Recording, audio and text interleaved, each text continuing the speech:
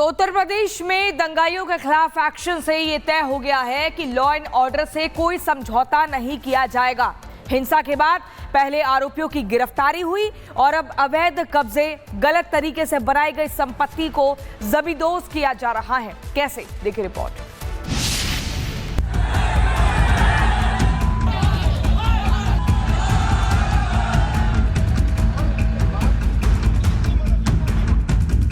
कभी कभी बुरी आदतें जाती नहीं लोगों की, तो उसके लिए उनकी डेंटिंग पेंटिंग करवानी पड़ती है कायदे से। तो मौलाना भूल गया कि शासन किसका है। कर्फ्यू का सबक तुम्हें ऐसा सिखा देंगे कि तुम्हारी आने वाली पीढ़ी दंगा करना भूल जाएगी।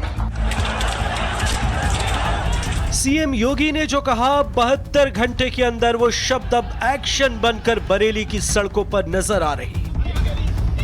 उत्तर प्रदेश के बरेली में एक्शन हुआ है। योगी सरकार की कार्रवाई शुरू हुई। जद में था बरेली का भड़काऊ मौलाना, जिसने साजिश के तहत बरेली को हिंसा की आग में झोंकने की कोशिश की।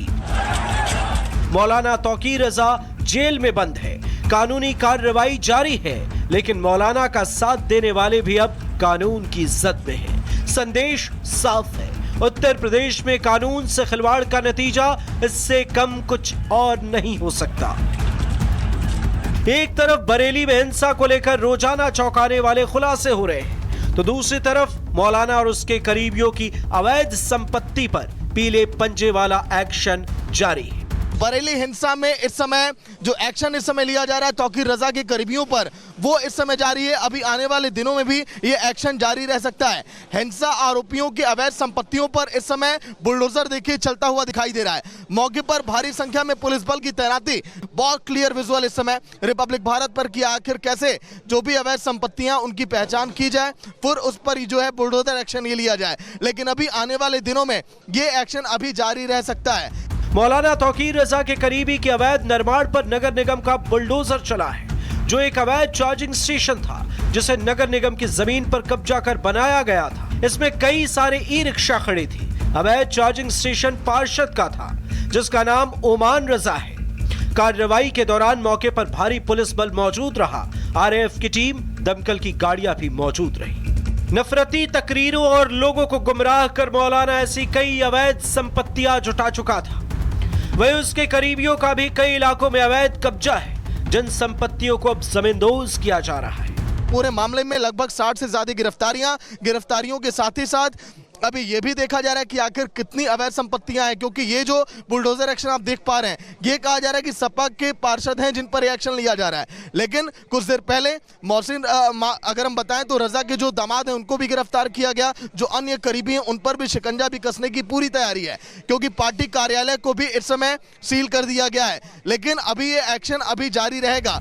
वहीं इस मामले में कई चौंकाने वाले खुलासे भी हुए हैं। बरेली हिंसा के बाद मौके से हथियार मिले, तमंचा, कारतूस, पत्थर के टुकड़े बरामद किए गए। बरेली के बाहर से भी प्रदर्शन में लोग आए। बवाल में अब तक 56 लोग गिरफ्तार किए गए। मोबाइल के जरिए लोगों को इकट्ठा किया गया। पुलिस पर अवैध हथियारों से फायरिंग की गई। वहीं इस पूरे मामले को लेकर बीजेपी समाजवादी पार्टी पर हमलावर है।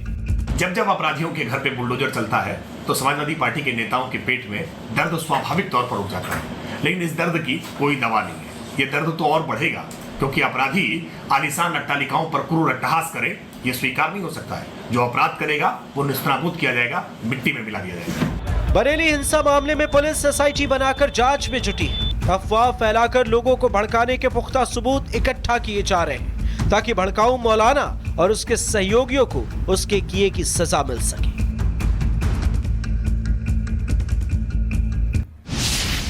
तो उत्तर प्रदेश में दंगाइयों के खिलाफ एक्शन से ये तय हो गया है कि लॉ एंड ऑर्डर से कोई समझौता नहीं किया जाएगा।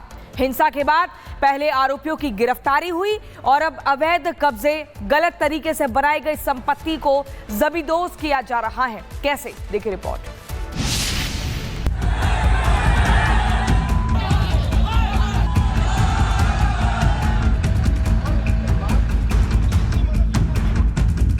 कभी कभी बुरी आदतें जाती नहीं लोगों की, तो उसके लिए उनकी डेंटिंग पेंटिंग करवानी पड़ती है कायदे से। तो मौलाना भूल गया कि शासन किसका है।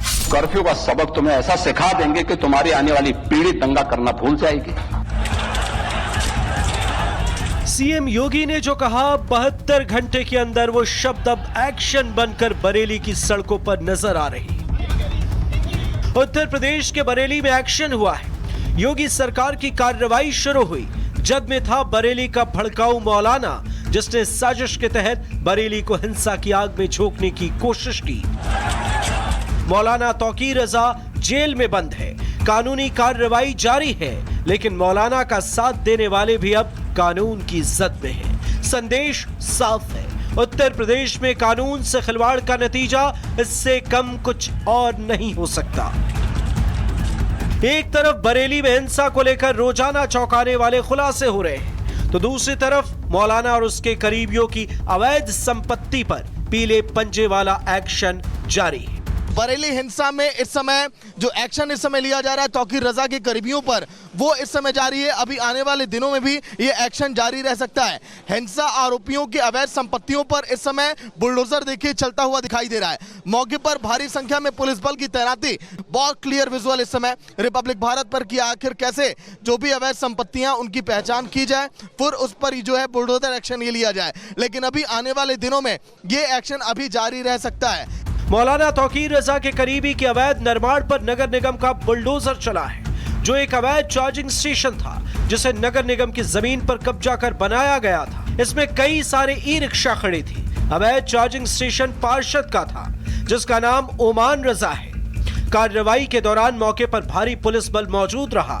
आरएएफ की टीम, दमकल की गाड़ियां भी मौजूद रही। नफरती तकरीरों और लोगों को गुमराह कर मौलाना ऐसी कई अवैध संपत्तियां जुटा चुका था।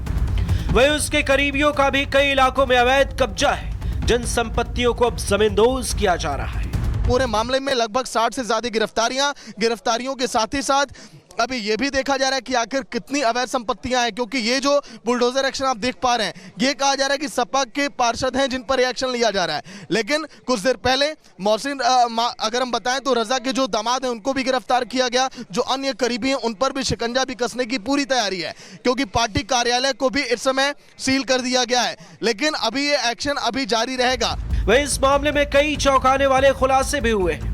बरेली हिंसा के बाद मौके से हथियार मिले, तमंचा, कारतूस, पत्थर के टुकड़े बरामद किए गए। बरेली के बाहर से भी प्रदर्शन में लोग आए। बवाल में अब तक 56 लोग गिरफ्तार किए गए। मोबाइल के जरिए लोगों को इकट्ठा किया गया। पुलिस पर अवैध हथियारों से फायरिंग की गई।